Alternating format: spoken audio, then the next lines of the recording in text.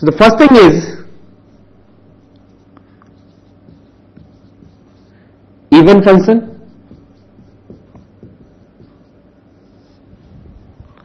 Now, if f of x is equal to f of minus x, then the function is said to be even.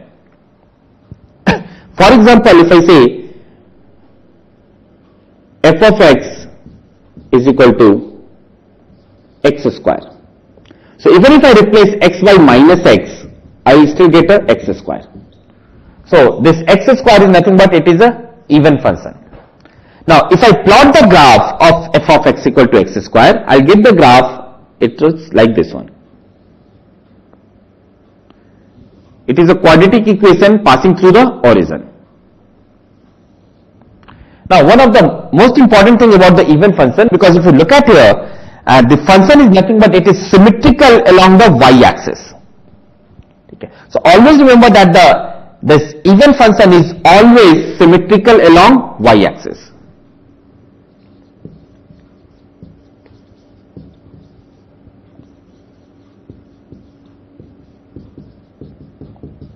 Or you can say that here, in case of even function, y-axis always acts as a mirror here.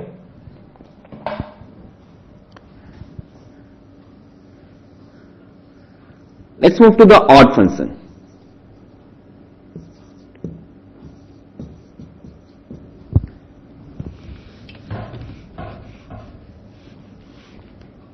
Now, in case of odd function, if f of x is equal to minus of f of minus x, then the function is said to be odd.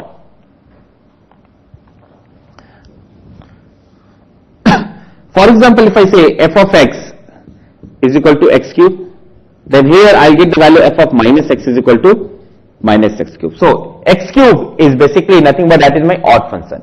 Now if you plot the graph of this odd function, you get a graph something like this one.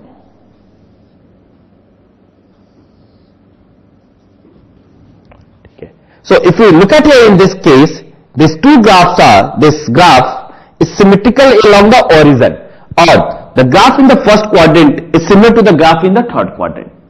So always remember that the odd function is always symmetrical or symmetrical in the opposite quadrant. Okay. They will be symmetrical either in the first or third quadrant or in the second and fourth quadrant. So these are the two important functions, that is even and odd.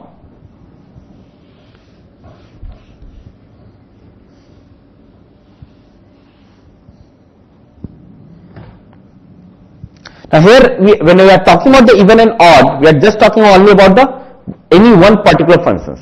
Now let's say if there are two functions, so what are the different relations are possible among the two functions? The first thing, if I say, let's say the two functions is, one of them is fx, which is equal to gx. If I say, or I will say that f1 fx is equal to g of minus x, f of x is equal to minus g of minus x,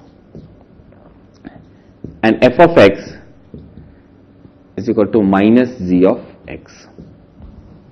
Now these are the three standard way of the relationship between the two graphs which are used in most of the CAT paper. So if I start with the first one, what does this represent? If there are two different functions, let's say if I plot one of the graph, and this is my gx, fx and gx. Now if I am plotting the graph of f of x as like this one, this represents f of x,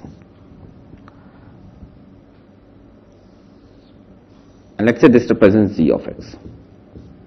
Now remember that these are two separate graphs. This is f of x and this is g of x.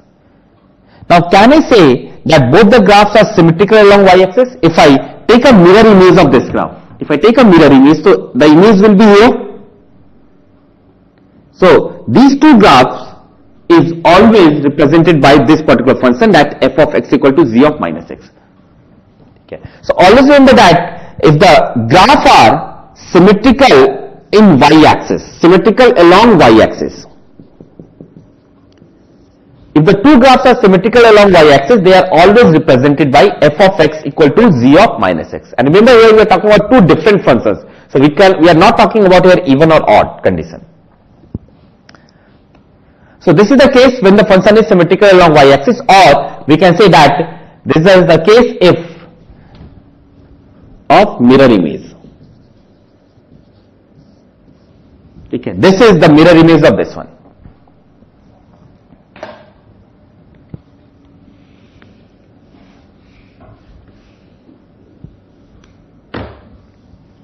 Now, the next case is if I say this is my function f of x and the another function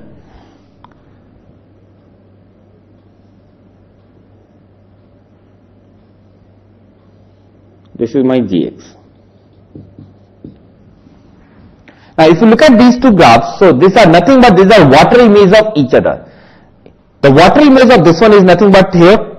So this gx is nothing but basically the water image of fx.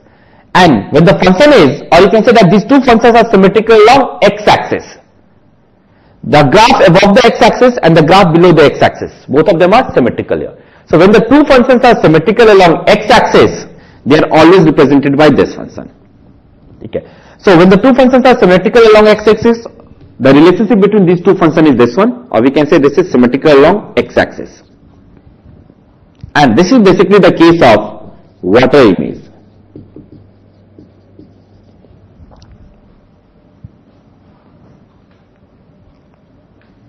Now the third possibilities.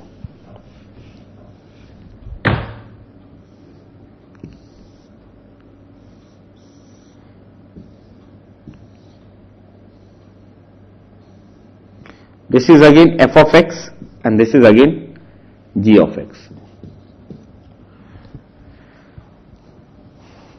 Now here, if you look at here, what will be the mirror image? Can I say the mirror image of this function is nothing but this one? I'll get the mirror image on this side. And if I take the water image of this one, the water image will be comes out to be here. And we are getting nothing but gx. Okay. So here the relationship between an fx and gx is nothing but basically they are mirror plus water.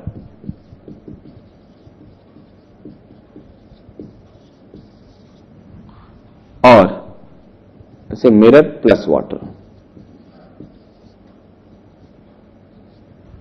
Okay. So when the relationship between these two graphs is mirror plus water, okay, they are always represented by these two way, in this way. Or we can say that when the functions are symmetrical in opposite quadrant, because these two functions are symmetrical in opposite quadrant, in the first quadrant and the third quadrant. So the two graphs are represented in this way if the functions are symmetrical in opposite quadrant.